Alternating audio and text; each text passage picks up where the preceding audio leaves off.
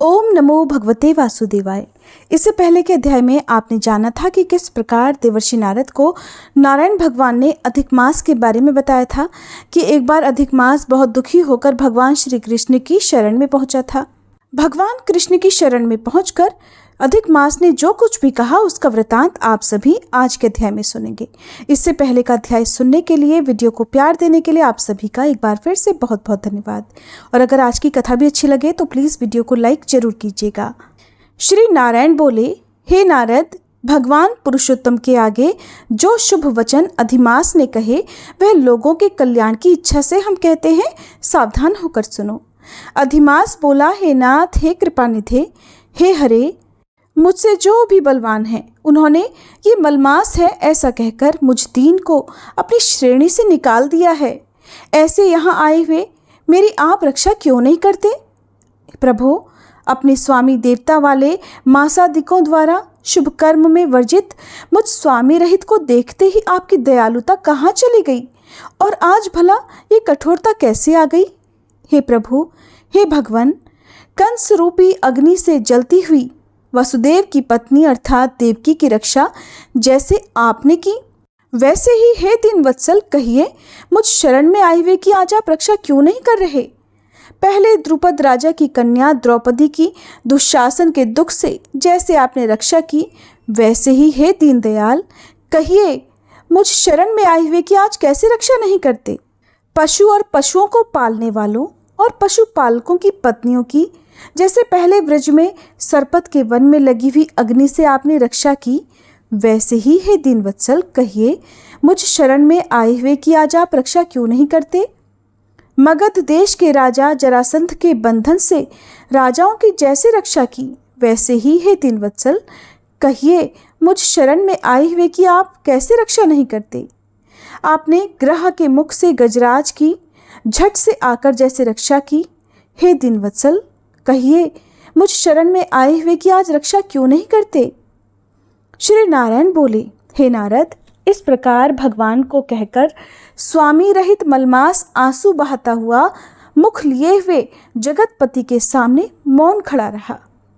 उसको रोते देखते ही भगवान शीघ्र ही दयालु हो गए और पास में खड़े दीन मुख मलमास से इस प्रकार बोले, हे वत्स, क्यों इस समय अत्यंत दुख में डूबे हुए हो और ऐसा कौन बड़ा भारी दुख तुम्हारे मन में है? दुख में डूबते हुए तुझे हम बचाएंगे, बस तुम शोक मत करो। मेरी शरण में आया फिर शोक करने के योग्य कभी नहीं रहता। यहाँ आकर महादुखी नीच भी शोक नहीं करता। किस लिए तुम यहाँ आकर शोक में मन को दबाए हुए हो? जहाँ आने से ना शोक होता है, ना कभी बुढ़ापा आता है, न मृत्यु का भय रहता है, किंतु नित्य आनंद ही आनंद रहा करता है। इस प्रकार के वैकुंठ में आकर तुम क्यों दुखी हो? तुमको यहाँ पर दुखी देखकर वैकुंठवासी भी बड़े विस्मय को प्राप्त हो रहे हैं। हे वत्स, तुम कहो इस समय तुम मरने की क्यों इच्छा कर रहे हो? श्री नारायण बोले, हे नारद, इस प्रकार भगवान के वाक्यों को सुनकर बोझा लिए हुए आदमी जैसे बोझा रखकर सांस पर सांस लेता है उसी प्रकार सांस लेकर अधिमास मधुसूदन से बोला, हे भगवान, आप सर्वव्यापी हैं, आपसे कुछ भी छुपा नहीं है। आकाश की तरह आप विश्व में व्याप्त होकर बैठे हैं। चर अचर में व्याप्त श्री विष्णु आप सभी के साक्षी हैं, विश्व भर को देखते हैं। विश्व की सन्निधि ने भी विकार शून्य आप में शास्त्र मर्यादा के अनुसार सब भूत स्थित हैं। हे जगन्नाथ, आपके बिना तो कुछ भी नहीं है। क्या आप मुझ अभागे के कष्ट को नहीं जानते हैं? फिर भी हे नाथ, मैं अपने दुख को कहता हूँ। जिस प्रकार मैं दुखों से घिरा हुआ हूँ वैसे दुखी को मैंने ना कहीं देखा है और न सुना है। प्रभु, क्षण, निमेष, मुहूर्त, पक्ष, मास, दिन और रात सब अपने अपने स्वामियों के अधिकारों से सर्वदा बिना भय के प्रसन्न रहते हैं और मेरा ना कुछ नाम है, ना मेरा कोई अधिपति है और ना ही कोई मुझे आश्रय देने वाला है। इसलिए क्षणाधिक समस्त स्वामी वाले देवों ने सभी शुभ कार्यों में मेरा निरादर कर दिया है। ये मलमास सर्वदा त्याज्य है, अंधा है, गड्ढे में गिरने वाला है, ऐसा सब कहते हैं। प्रभु, इसी के कारण से मैं मरने की इच्छा करता हूँ। अब तो जीने की इच्छा बिल्कुल भी नहीं रही। निंदनीय जीवन से तो मरना ही उत्तम है। जो सदा जला करता है वो किस तरह भला सो सकता है। हे प्रभु, इससे अधिक मुझको और कुछ भी नहीं कहना। वेदों में आपकी इस तरह प्रसिद्धि है कि पुरुषोत्तम आप परोपकार प्रिय हैं और दूसरों के दुख को सहन भी नहीं करते। अब आप अपना धर्म समझकर जैसी इच्छा हो वैसा कीजिए। आप प्रभु और महान हैं।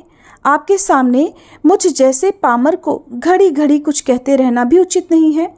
मैं मरूंगा, मैं अब नहीं जीऊंगा, ऐसा पुनः पुनः कहकर वह अधिमास, हे ब्रह्मा के पुत्र, चुप हो गया और एकाएक श्री विष्णु के निकट गिर गया। तब इस तरह अचानक गिरते हुए मलमास को देखकर भगवान की सभा के सभी लोग बड़े आश्चर्यचकित हो गए।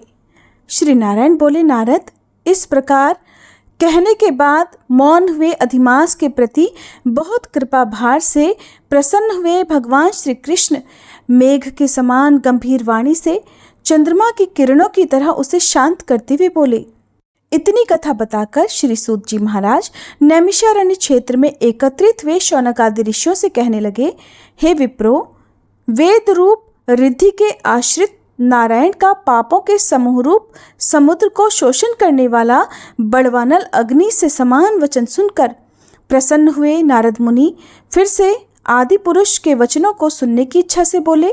देवर्षि नारद ने अधिमास के विषय में जो भी प्रश्न नारायण भगवान से पूछे उन सभी का विस्तार पूर्वक वर्णन आप सभी अगले अध्याय में सुनेंगे। उम्मीद है आज की ये कथा आपको पसंद आई होगी।